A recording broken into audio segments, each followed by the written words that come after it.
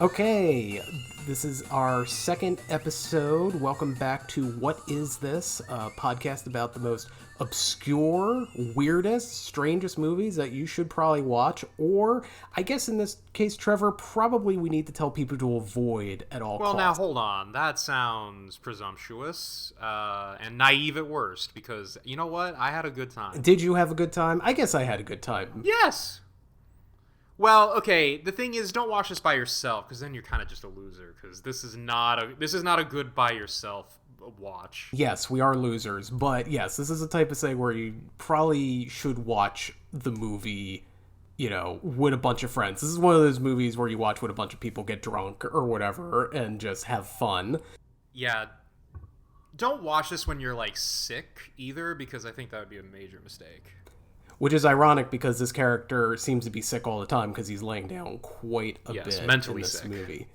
But before we get into Tekken 2, the movie that you saw as you were downloading, let's just want to say thank you to all the listeners, both on YouTube and on Apple, just downloading and or listening the show. It really means a lot to us. The only two platforms we release on. The platforms we release on YouTube once a month. This is a monthly podcast, by the way.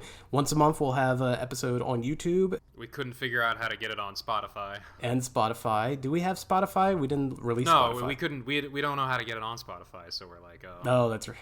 Spotify is like Fort Knox. We have no idea how to get into Spotify. no one gets in, no one gets out. Yeah, exactly. And you only get like 15 cents anyway per download. So we'll just stick to Apple for right Yeah, now. it's not worth it.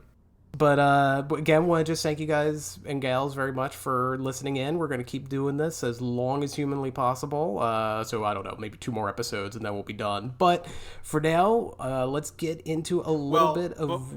on that quick note, because it's a very stupid thing, and I need feedback for it because I'm not keeping up with this. But when you send me the link to our podcast on Apple Music, I noticed it says free episode on it, and I'm like, they should all be free. I really hope no one is paying nickels and dimes for this crap.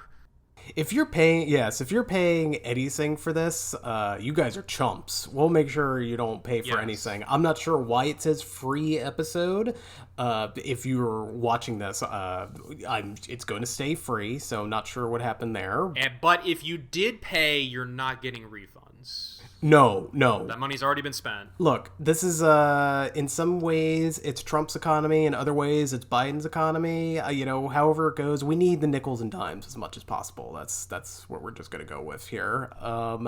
But before we get into the actual movie itself, let's just do a little bit of a history here. So again, this is Tekken 2. Yes, there was 2 movies made of the video game franchise by Bandai Namco. And Trevor, just curious, what is your history with this video game franchise as a whole? I might have played it at an arcade maybe 3 times in my life. Is Tekken the one with the Cheetah Man? Yes, Tekken has like all the crazy characters. I will say that I'm very familiar with this franchise as a video game. I'm not playing the current iterations right now, but when growing up on the PlayStation and PS2, I played all the way up to Tekken 5, I believe, is the last one before it moved to higher consoles. But yeah, this franchise is supposed to be all serious with like Jin and Hayachi and a bunch of other characters. This is supposed to be serious? It's supposed to be kind of serious, but then you got this crazy shit where it's like, There's a Cheetah Man! yeah, you got like the Cheetah Man, which is like a pro wrestler, I believe. You got like a panda bear or just a bear itself that you can fight as. You got like a log man and robots and capoeira dancers and all. Like Eddie Gordo was my guy during some of these games because like you could just cheese the hell out of his breakdancing fighting, and like that was just so much fun. It's not a realistic sim fighter game, but it's a very fun franchise, at least from what I recall growing up. I'm sure if I play these games now, they have not aged particularly well. Oh god, no, yeah. Most games have not aged very well, and if anybody tells you games from the PS1 era has aged well, a lot of them are liars, or they've just never played those games ever again. Looking at you, Metal Gear Solid franchise. But basically, our history with this movie before we get into the plot. Spoiler alert, there's not a huge amount of plot to discuss here, but we decided we were going to, a couple years ago, watch a bunch of adaptations of fighting video games. So that included these two Tekken movies. We watched Double Dragon.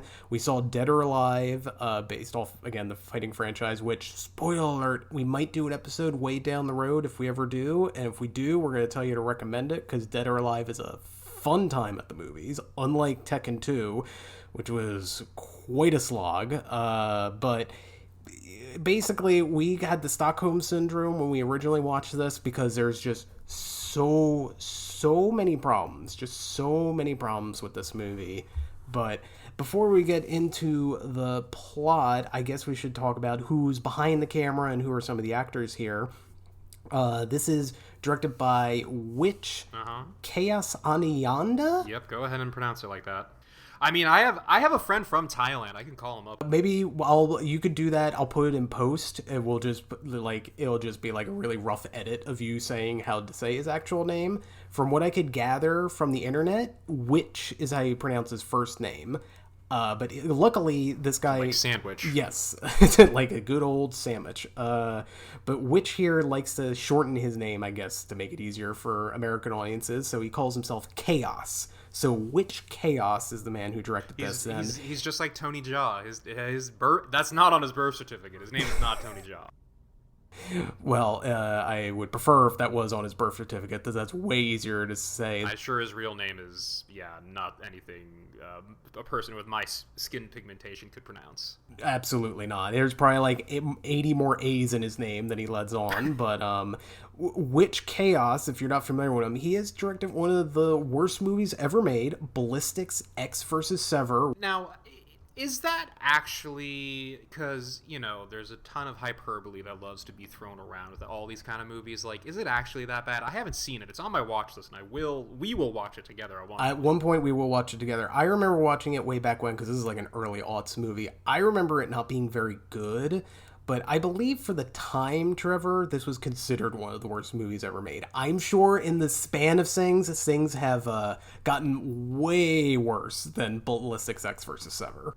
Well, and also because, there's been a huge cultural shift where now, and I personally hold the opinion that, like, a lot of, like, early 2000s films, especially, like, the action films of that era, are just, like, there's a more ironic kind of enjoyment now, and I think, there's, like, the whole vulgar auteurist movement and everything that, like, Michael Bay and everything. So, like, I don't know. I feel like if I watched it, I love trash, so I'm probably going to love it anyways. But I feel like there's no way it's that bad. There's probably some cool, sick, sweet things in it. Look, I love trash as well, Trevor. That's why we're friends. That's why we keep doing this to ourselves, watching these type of movies. It's the only thing we got. That's why we're doing this podcast. It's trash. That's why we do it for the love of the game, and that love of the game is human garbage. But for the time, I will tell you this, Tekken 2, way worse than Ballistics X vs. Sever. I could promise you that. I promise you that this is worse than X vs. Sever. Okay. But people also behind the camera, we got two writers. We got Nicole Jones-Dion, who, as far as I can tell from IMDb, has never done anything after this, which is probably a godsend. Was this also her first thing she ever did? Her first and last thing, it looks like. I don't see her listed as a writer on anything else, but... Oh man, I want to know that story. I would like to know that story. I think the story, though, is because Stephen Paul, the man who's the co-writer of this, also runs the company that produced this movie, Crystal Pictures. He is the man, Trevor, I introduced this while we were watching the movie. He created and also wrote all the subsequent sequels of the Baby Geniuses franchise.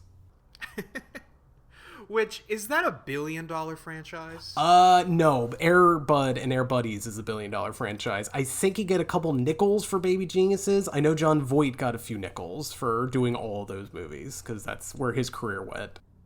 I mean, I'm pretty sure they got a few nickels from me, because I think I watched that when I was a kid. I didn't watch it as a kid, but I definitely watched at least the first two. Oh, you're like 15 years older than me, so yeah, our timelines don't match up. No, we're the same age, Trevor. I'm not turning into dust and bones. I'm a young, sterile man. Sterile. Sterile. Definitely sterile. Well, let's get into some of the actors here, because again, there's no plot here. Listeners, if you were noticing, the first episode we ever did together was Bingo, and that was a minute scene-by-scene breakdown of that movie, because we loved it so much. This movie, I believe we're going to focus mostly just on, some stuff, because we're already 10 minutes into this podcast, and we haven't even touched the movie, because I don't know how we can touch it. I also have, let me count, 1, 2, 3, 4, 5, 6, I have 9 notes, so I don't really have any, pre-made notes for this one. Yeah, I took notes down as best I could, but man, it's rough. This is a rough one, but some of the actors in here, there are some noticeable actors. There's a couple names, people with names that if you recognize, again, kind of sad maybe. Is very sad, especially for one. Most names should know better. One name in particular definitely doesn't know better. One of them that should have known better was Kane Kusogi, who is a son of Sho Kusogi. Sho Kusogi was a man who was in all those canon pictures of the ninja variety. It's particularly Ninjas 3: The Domination, which is a fantastic movie. A billion times better than Tekken 2, that's for sure. Which, if you've also seen Pray for Death, he put his actual family in that picture, so Kane Kusogi was in that movie as a little kid. Yes, so I believe, Kane was involved in some of his, like you said, some of his dad's work, so he's a Nepo baby.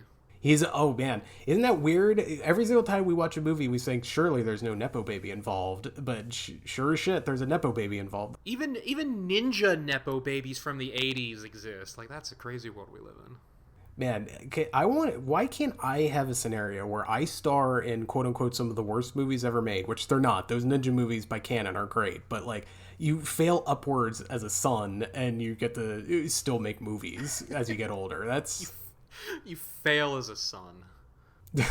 Okay, maybe he didn't fail as a son. He certainly failed as an actor, that's for sure. If you look at his IMDb... Well, maybe. I don't know their family life. He could have... we'll get into the Kusogi family life for a different podcast. I mean, he starred in Tekken 2. I think he did fail. Well, and as we looked, he is starring in a bunch of other Witch Chaos's movies. So yes, I think he didn't know at the time when he made Tekken 2, but he certainly knows now. He should know better at this point. But a couple other actors involved here. You got Rage Serbasia, who is a Eastern European actor. He was Boris the Blade in the movie Snatch. He was also starring opposite of Val Kilmer in The Saint. Val Kilmer, that's the porn parody name. You got Gary Daniels. Yes. Trevor, yes. I think this is your man. Gary Daniels stars in this. Man, he is okay. I maybe one day we will talk about. I hope we can talk about wait, is it PM? Yes. PM Entertainment. We need to talk about PM Entertainment at some point. But Gary Daniels kind of, I think he's probably the most known from doing the PM Entertainment R trilogy, the R Word trilogy, which I don't like how you said that. I don't like how you said that. It just starts with the letter R. You got Riot, which is probably the worst of them. You have Recoil, which is I think the second best, which has a really great 20-minute long car chase in which 10 minutes is them going down a warehouse, and then the next 10 minutes is them going the opposite direction down the same warehouse. And then there's also Rage, in which he fights a BDSM couple at some point, which is another just incredible movie. It also has one of my favorite stunts I've ever seen in a movie, where a car collides with a truck, and then Gary Daniels is flying across the screen. It's pretty great.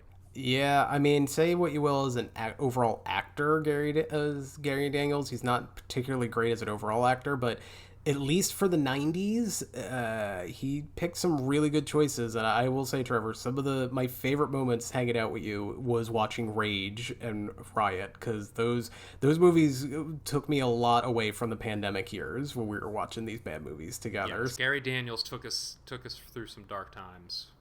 He did. Unfortunately, he did not take us through this movie. I guess I should mention, he's also in the first Tekken movie, which we're going to bring up a little bit in talking about the plot, such as it is with Tekken 2, but yeah, he's a very different character here, but he's supposed to play the same character. We'll get into that in a second. And then there's two other noticeable actors.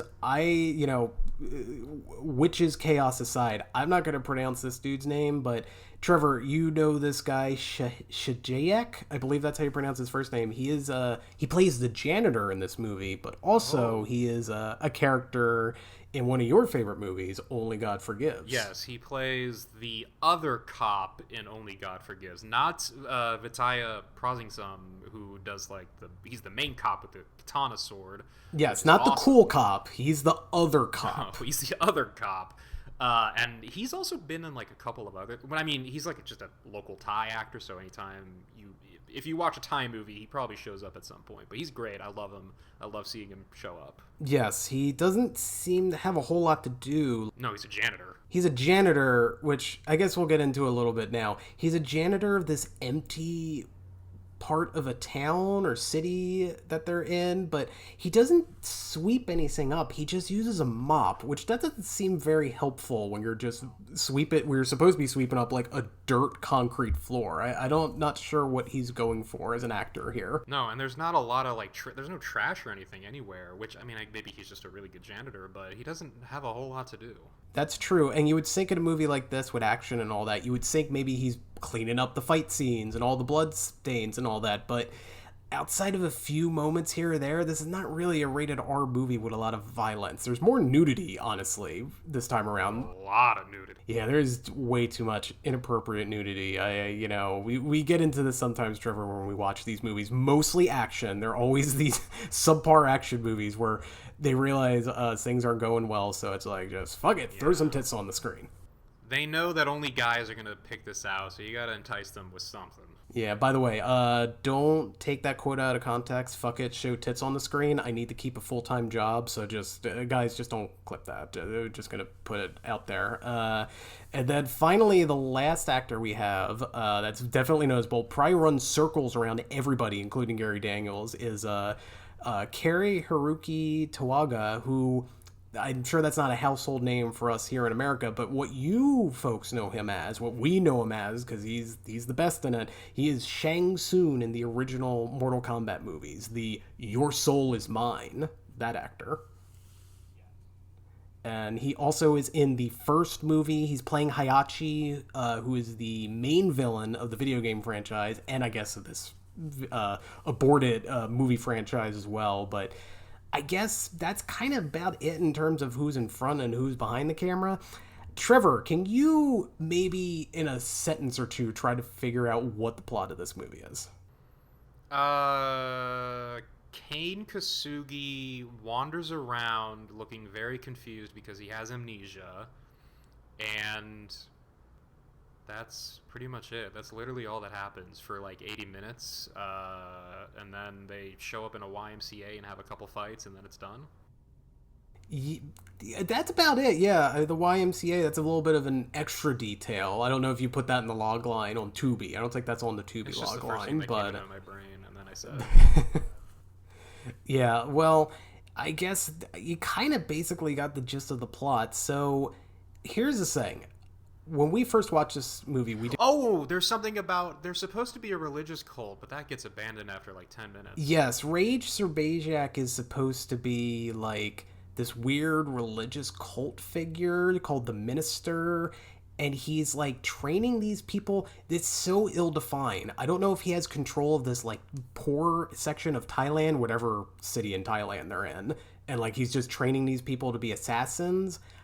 Because, he names Kane Kusogi K, because they've gone through so many people with, single letters. His name is K now, which... Wait, how many is that? A, B, C, D, E, F, G, H, I, J, K. So he's the 11th member of this cult, even though there's clearly, I think, more than 11 people on screen at some point. Yeah, so that doesn't make any sense, and I believe you brought this up. It's what happens if they go past 26? How do they define these people? It's just like Men in Black, which, if there's any Men in Black heads out there, please somehow email us or send in a letter. I'm not giving you an address, just guess, open up the phone book and just mail it to someone. But how does it work in Men in Black? Because there's more than 26 agents, and so are they doubling up? The letters, or do they just retire you once there's more than 26? I don't know. How does that work? Does anyone know? I certainly don't know. Maybe there's a tie-in comic book or like maybe something on the back of a cereal box that explains it during the height of the Men in Black years. Because I've always wanted to know, and I'm very confused. Well, that's for the Men in Black podcast we'll eventually debut. We're in the middle of talking of Tekken 2, which... Oh, I'm sorry. Am I hijacking your Tekken 2 retrospective here? That's so important. The people who download this podcast, hopefully for free, Trevor, I got to figure out that hopefully they're not paying for this. They want to know what's going on with Tekken 2, Kazuya's Revenge. That's what they want to know about. Yes, which it is kind of funny how they give him the letter K for his name, and then he just so happens to be Kazuya. Oh, how's that? Oh. Yeah, which means, like, did Razor Bajak know who this guy is? Yeah. Even though he has amnesia or not? Like, that's so ill-defined. And the thing about Razor Bajak's cult, such as it is, it's like he's got 3, like, bodacious babes as female assassins, which... something's doing it for somebody, because one girl is dressed up as a schoolgirl the entire movie for no reason, by the way.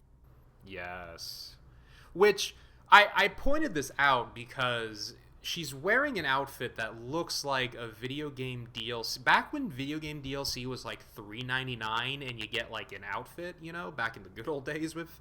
before microtransactions were run rampant. But it looks like a video game outfit, but apparently it's not a character in the video game at all. I mean, maybe it's a reference to something someone wears in the game. They just couldn't get the character. I don't know. I've never played them. Again, I stayed with the games up until the 5th entry, which is decades ago now at this point. I don't know what's going on with these newer ones, but I don't recall a sexy schoolgirl in those games, nor was that like an alternate costume.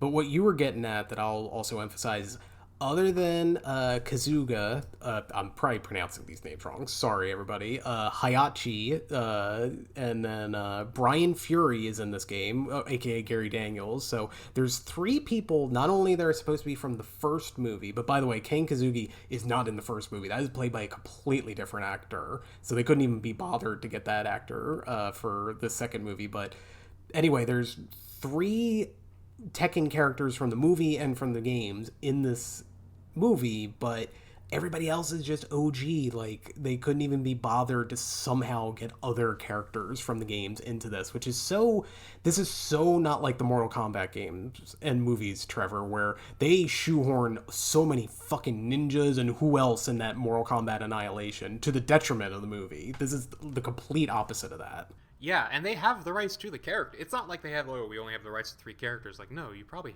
should have the rights to every character, so I don't know why you're not. And maybe, I don't know, maybe because the other characters don't translate well. Because, like, you can't do the Cheetah Man. Why can't we do the Cheetah Man? We could do the bear. This minister could have trained... This is a Russian guy. He could have trained a Russian bear. They don't have the budget to do that. Well, yes, you're right. Because as you pointed out, so many terrible CGI backdrops, especially of, like, exposition scenes of this city that they're in. Yeah, the city is entirely made up of really bad CGI landscapes, which the buildings don't seem to have textures on them, or they're entirely made of glass, and that's it. There's no steel beams anywhere. It's very, very terrible looking. So you're saying Tekken melted steam beams, is what you're saying. That place is impervious to being melted because they have no steel beams. It's just glass. That's true. I mean, I guess it's like a video game, so, it works. It works, Trevor. This is all meticulously planned. Just like how the apartment scenes that we get endlessly in this are just like, those are real bricks that they use for the backdrops. We talk about the apartment scenes. Should we just get this out of the way? Yeah, so I guess just real quick, so, Razor Bajak is, like, training, quote-unquote. He's not doing... Again, nothing happens in this movie. Like, one minute he's being trained to be a serial assassin. We see a kill from some dude. He gets, like, a chopstick through his head, but, like, so done unceremoniously and so lazy. Hold on, I feel like we're glazing past... Or wait, is that the right word? It doesn't matter. We're ignoring the fact that he stabs a man... through the skull into, like, his brainstem with a chopstick. We've seen so much weirder shit, Trevor. But it's not about the weirdness. It's more just about, like, I don't know. It's not a sharpened chopstick. It looked like it's just the kind you get from Panda Express, and he just puts it through the skull. Like, that's ridiculous. And then two things. One, we learn way later in the movie that this is like a head of police chief. I don't know why they want this police chief killed, but like you'd think that would be a bigger deal, especially because this guy has like a sidekick or a henchman at this restaurant that he gets killed at, and like as you pointed out, it's just like whatever, you killed him, I'm gonna leave now. The best part is he has these bodyguards, and he beats up one of the bodyguards, stabs him in the head with a chopstick like I mentioned, and then the other bodyguard, as soon as he does it, he just gives up because he's like, hey, I guess you got him, so I guess I'm unemployed now. So he just doesn't fight him whatsoever. I mean, we could have had a backstory, Trevor, of this dude getting killed by the chopsticks. He must have been born with a soft skull, had to have a helmet on his entire life, and then he was just told, all right, you could be the police chief, mister, but you cannot have any sharp objects hit your head. Like Achilles, it's your one weakness. Not even a chopstick. No, not even this little blunt object like a chopstick. Otherwise, it will kill you. Mm-hmm. And then I guess maybe somehow Kane Kusogi knew about it, and he just exploited that weakness.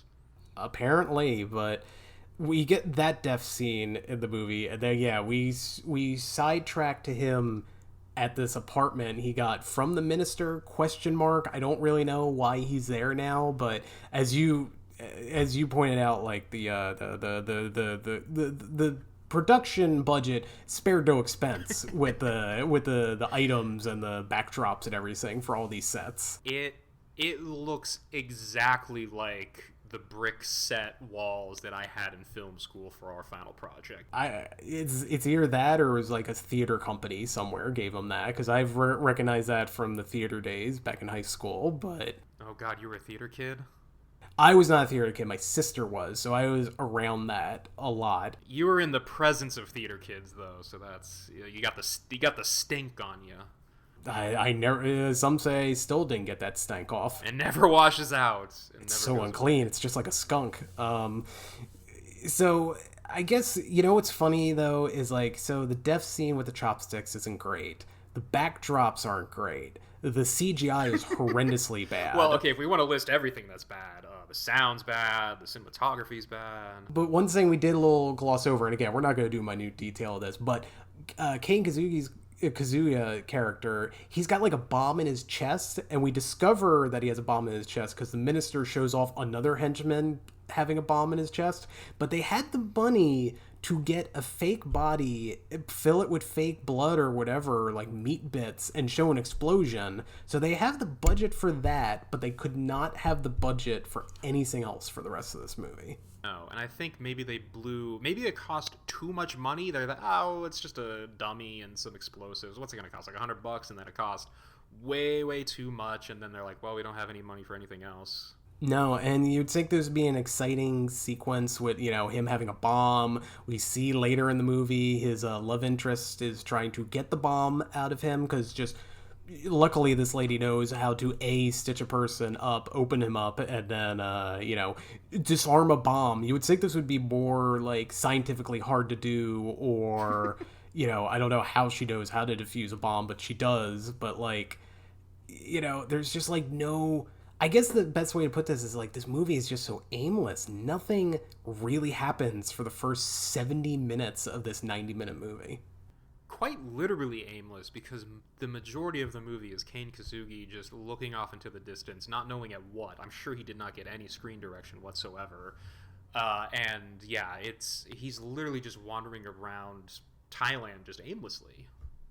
Not only aimlessly, but in super duper slow motion. You would think like Zack Snyder was directing this, with the way it's not even like action. Like, yeah, none of the action scenes in this movie has like that type of super slow mo. We watch a lady like make like tomato sauce on a frying pan in super slow mo instead of just anything interesting. Yes, and we were kind of joking a little bit about it, where there's so many slow mo shots, there's so many flashbacks, and there's so many just weird editing techniques, which I did see there were 2 credited editors, which only lends credit to my theory that I think anyway, I don't know if you co-sign this, but I think they had a movie and then producers were like, oh, this thing is a turkey, we gotta re-edit this, lock this chaos guy out of the editing room, we're gonna take it over, and we're just gonna add in as many really terrible, slow motion. We got to do whatever we can to finish this. Well,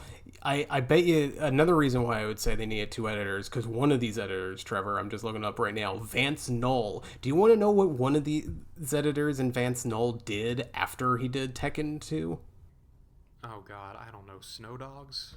He edited and directed multiple God's Not Dead movies. Oh my God. And looking at the rest of his editing career, when he's not directing the God's Not Dead franchise, it's a bunch of religious movies like The Case for Christ, An Angelic Christmas. He did Finding Love in the Quarantine. Oh my God. Was he like in Thailand on a mission trip building churches and trying to spread God? And they're like, we need someone who knows how to edit this to fix this movie. And he's like, I'm the guy for you. I would not be surprised, to be honest, because there's this movie, it's called Once Upon a Time in Vietnam. Maybe he was doing this religious trek in Southeast Asia. He's a Bible thumper going around teaching people God and making terrible movies. Who'd have thunk it, man? Honestly, I mean... goals. That kind of perspective. It's... Goals, yes. That's the kind of goals I want. I want to brainwash an entire community with my religion. While also making... Well, those God Not Dead movies make like $1 billion.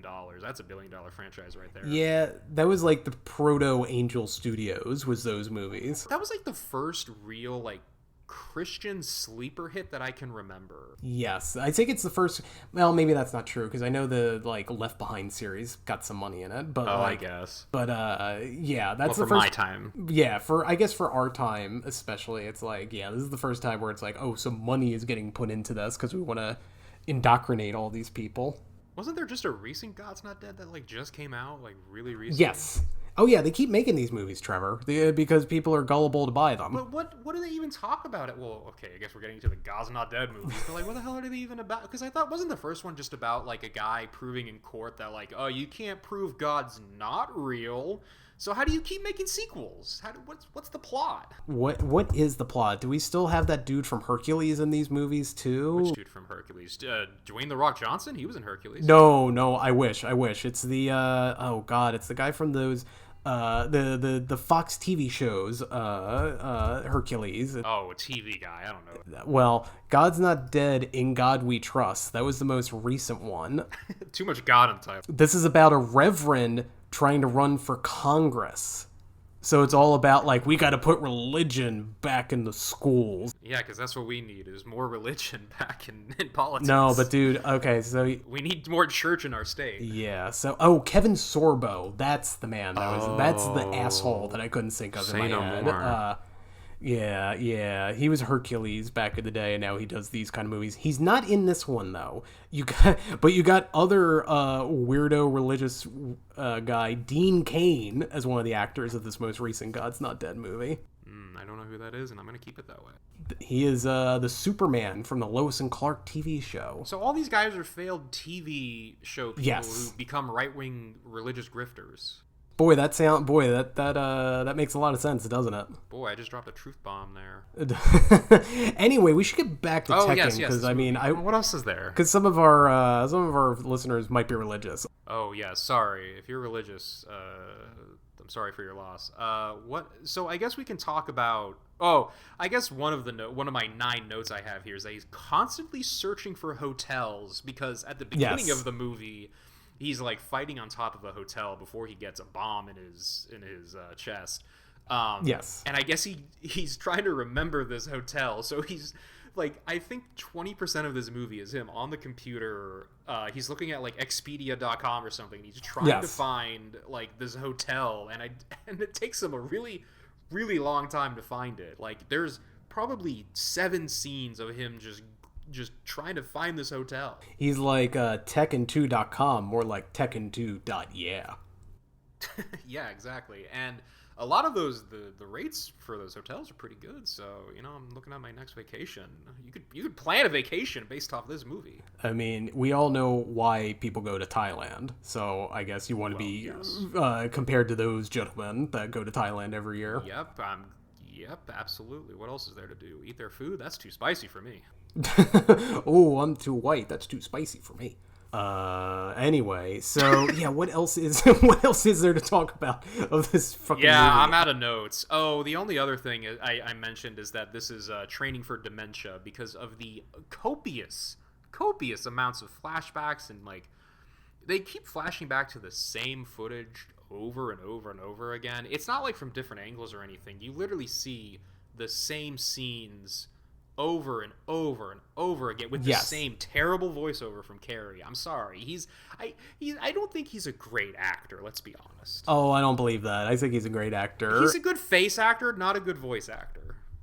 Well, we'll agree to disagree, but what I do agree with you is that yes, we are just kind of like this podcast right now. This movie is so stretching for time to get to that 90-minute mark, because this became, there's so much different types of stalling in this movie, as we mentioned, so much slow-mo, so much of him just walking around aimlessly. Should have kept a tracker on that, but what I did keep a tracker on, Trevor, is two types of different ways we open a scene. So Kane Kusogi is laying down 9 times. Which I even think you're undercounting it. I swear it happens even more. So it's 9+ times, I'm going to say, because I swear it's a little bit more. I'm not going to count the scenes where it's it's the exact same sequence, but we cut away from him and then come back. If we do that, then we're probably in the way into double digits. Look, he spends 10% of this movie bedridden. It's pretty crazy. I don't know. Again, it was that Thai food he was eating. It just gave him some bad gas. I don't know. But one thing that this movie became infamous for us was there's so many multiple shots of Kane Kusogi on empty train track just walking, and it just feels like they just found that train set, and then they're just well, just walk up and down for a couple minutes and we'll try and make it work somehow in this movie. And they don't make it work. And I remember we were kind of talking about it a little bit where, I swear the first time we watched the movie, I swear they cut back to that train track, I'm not even exaggerating, 25 times, and that we were, losing our mind over it. And yet, when we rewatched it, I guess it's not as frequent as we thought. No. The train tracks was literally the only thing that I remember from this movie, and even then, I don't know how, because it wasn't as significant as I remembered.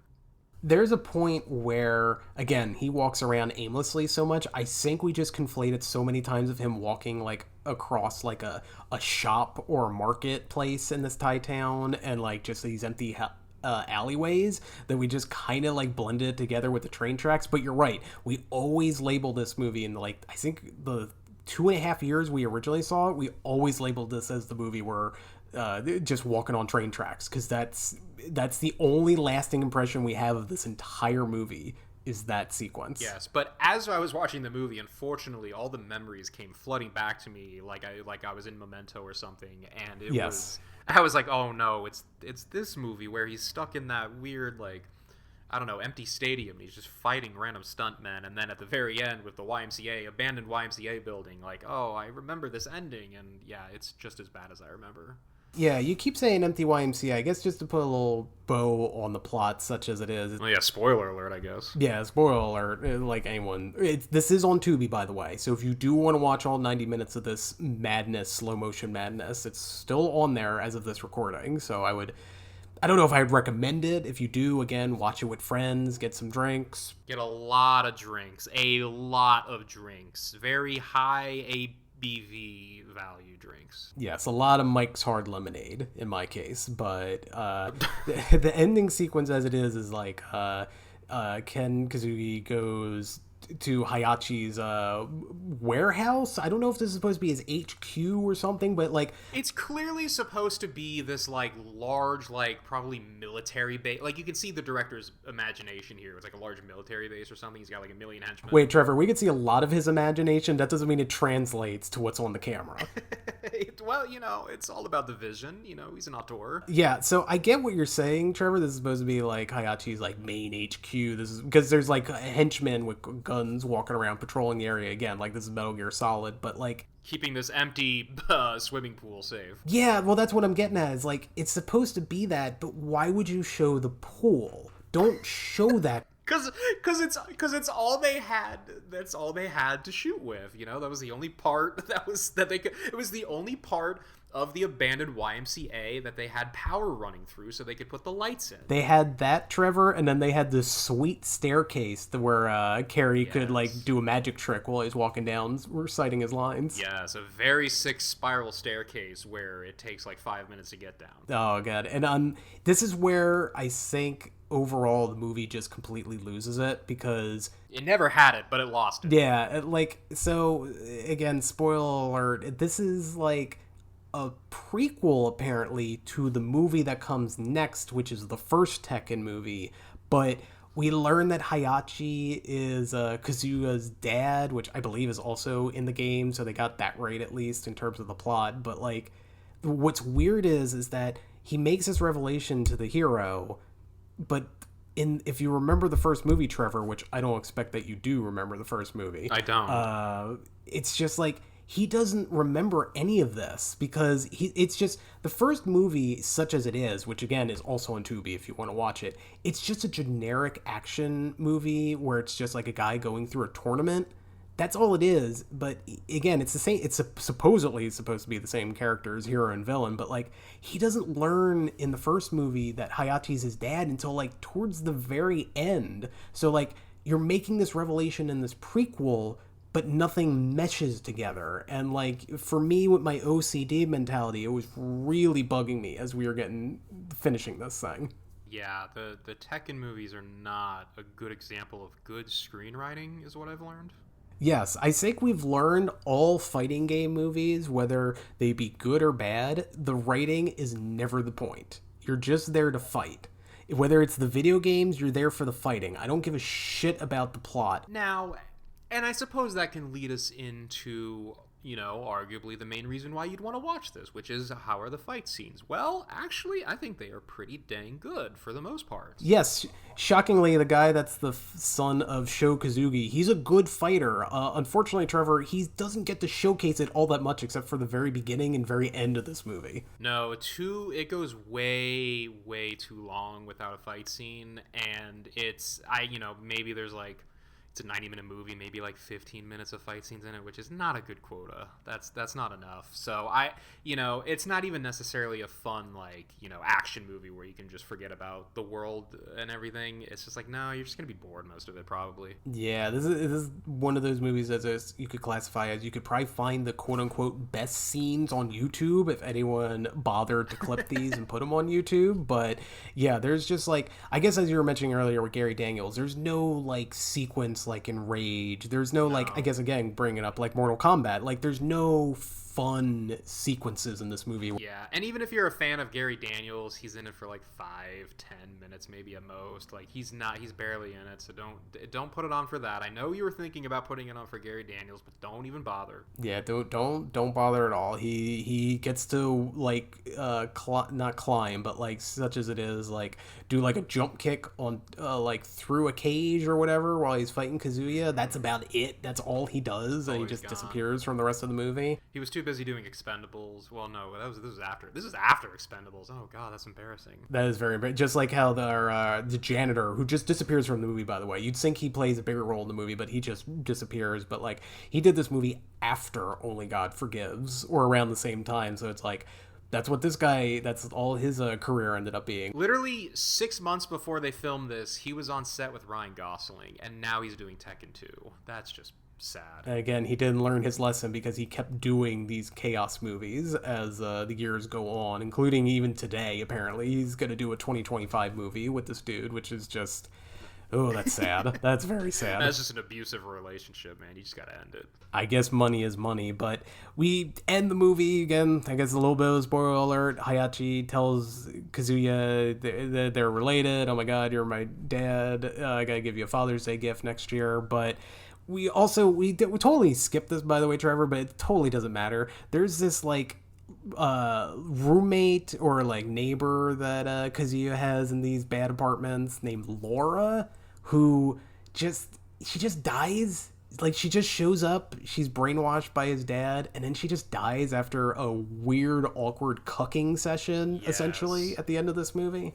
Yeah, which they do not explain that whatsoever, because, yeah, basically she walks down the spiral staircase very, very slowly, and then she kisses Cary on the lips, and then she just immediately dead. And like, is that a video game thing? Does he have like poisonous powers or something? No, he is not Poison Ivy, Trevor. He does not have that ability, well then, as far as I know. Then he put cyanide just on the crust of his lips or something, because it somehow didn't get into his system, and yeah, she's just immediately dead. Was it cyanide or was it powdered sugar? Maybe this lady's allergic to powdered sugar. Yeah, maybe she had an allergic reaction. But, you know, and also, yes, I guess speaking of the way they treat women in this movie, there's two women have nude well, they just go topless, but yeah, they have like, they show nudity for two women here. But then also, you know, at the very end of the movie, you have I guess, didn't she started out as one of the cult members and then she became good at the end. And yeah, Rhonda. Yes. Rhonda. And she's going into the main bad guy headquarters with Kane, and so they set this women on woman, you know, fight scene, this like badass fight scene, and then all she does is she looks away so that the other woman looks away, and then punches her in the throat, and that's your first fight scene. And then there's another fight scene between two women in which she just literally chokes her for a second, and then it cuts away, and that's it. It's pathetic. Yeah, this is like WWE, like how they used to treat women back in the day. It's like, oh, you just punch them once and then they go down like a sack of potatoes. They weren't really like good wrestlers. I'm gonna guess maybe, well, just like that, they maybe were not good fighters, and so, because I don't even remember if they did a whole lot. I guess they did like a tiny bit of fighting, but like, yeah, you see them training, such as it is, but it's like nothing really. So maybe the actresses weren't good enough fighters to like feature an actual fight between them. Maybe they didn't have the time. Maybe they ran out of money. I'm sure they ran out of money. What money, Trevor? They never had the money. But yeah, it's just like such an anticlimactic. Like, it could have been actually a fun little, you know, couple, because that's how you end movies, is you have like fun little action sequences between your main characters, but they just did nothing. It's crazy. Yeah, it's bizarre. It's really bizarre, and a lot of this is like just a. Oh yes, keep going. Sorry. But basically, they also have this setup where, like, you think it's going to be a father versus son fight scene, and then he's like, oh, never mind, these two stuntmen are going to fight you instead, and that's the climax. Yeah, I remember when we first watched this movie way back when, we're like, this is the end of the movie? Like, they don't even establish really these two henchmen at all that he fights at the end. And no, they're just two random henchmen. And it's not even like one of those tropes you see in action movies where it's like, oh, our hero's having a hard time with these two, but he's got to find the will to get the strength to beat these two guys before he gets to the main baddie. It's like, no, it's just like a 5-minute scene, and he just double kicks them a bunch of times. That's it. It's over. Yeah, there's no tension whatsoever in the fight scene, which, you know, there's never going to be in these kind of fight scenes because they don't know what they're doing. But like, man, it's just the worst way you can end your film, really. Yeah, and again, the movie kind of hints that at the very end, Hayachi's like, oh, I'm gonna start the Tekken tournament or whatever, and that's how we get into the first movie, but it just doesn't make any sense. None of it works. Like, it's just, I don't know how true this is, Trevor, because I did bring this up at the very beginning. There's no IMDb trivia. I can't find any information on this movie whatsoever, probably for good reason, but if a random Redditor on the Tekken subreddit is anything to go by, and I'm going to say that this is true because what we've described, ladies and gentlemen, for almost an hour now, or like probably 30 minutes of this podcast, it's like, it makes the most sense. It's, I believe what this was just a random action movie that Chaos was making, and like the studio just had the rights to the Tekken stuff from the first movie, and then they're just like hastily threw it together and got Cary and Gary Daniels for a cameo. I literally think that's what this movie is, and it makes the most sense. Yeah, that's the only explanation for why this is. Because that kind of stuff happens all the time, where it's like, we got the rights to this, let's just slap it on a random movie that we don't, you know, that no one else is going to watch anyways. Because, yeah, if this was just a random Thai action movie, no one would watch this. But because it's called Tekken 2, you got us two to watch it. So that's, you know, at least, however much the advertisement money is on Tubi, that's how much money they got from us for this. Exactly. Well, again, when you have an ad blocker, they get none of it. That's true. So they actually got nothing from this. So that's a good return on investment. Very good on return investment. I would like some money, please, Tubi. I think we've stressed this in the first episode. Please give us money. Yes, we will. We will still continue to not watch the ads on your platform, but we will do an ad for your platform. Yeah, it's like we're doing right now. I think the first episode we literally went on like a 2-minute tangent on how much we love Tubi. This is just more of the same. Yeah, both of these movies are Tubi movies. Holy shit! Yeah. Well, spoiler alert. I was gonna say spoiler alert. Our third entry, which will probably come out later in August at our pace, that might also be on Tubi. Hopefully, it stays on Tubi by the time we do this recording. I sincerely hope we will. This is so just basically like our third entry we'll eventually do, and this movie right now, Tekken 2. This is a movie where it's like it's never gonna leave Tubi. They'll say it's going to leave Tubi, but then it'll just pop right back up. Because literally, who has the rights to this movie? Nobody has the rights to this movie. I don't think the people who own Tubi know these movies are even on their platform. I don't think anyone's told them what's actually on their platform. No, I think we brought this up also in the bingo episode. It's just like they advertise they have 10,000 like movies and shows on their platform. No. I actually looked this up. They have like 250,000. They literally have the largest like library. Like this is like bigger than the Library of Congress. Yes, the Library of Congress, the film entries that come in every year. There's less of that than there is of Tubi entries. Yeah, Tubi has like literally every movie that has ever existed. So no, and when you go on their front page, they're always advertising the only legit movies they have, which is like the Shawshank Redemption and maybe like, I don't know, Wolverine Origins. That's like the only thing they got. Yeah, great movies like that, Wolverine Origins, let me tell you. Well, yeah, it's the only thing I got. I don't know what else they got. They literally got Taxi Driver, Big Trouble in Little China. They got okay, there you see. Nightcrawler. They got 50-50. They got Phone Booth. But yeah, then they got shit like Tekken 2. They don't advertise that, do they? Very much. No, I don't think the shareholders know that Tekken 2 is on their platform. I guarantee you they're making more money off of Tekken 2 than the Nightcrawler streaming.